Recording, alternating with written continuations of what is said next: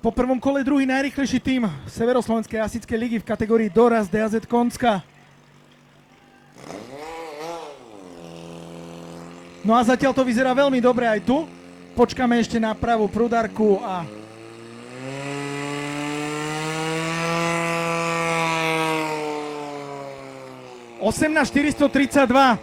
...18.432, takže chalani z Konskej vo svojom štandarde.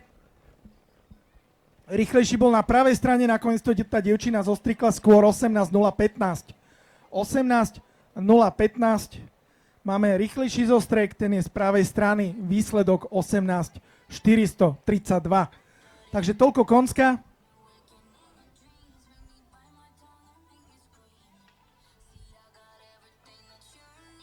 Teraz dievčatá Písečná. No a že sa tu moravským dievčatám darí, tak to už sme videli. V podaní Brušperku. No a uvidíme, čo dokáže Písečná.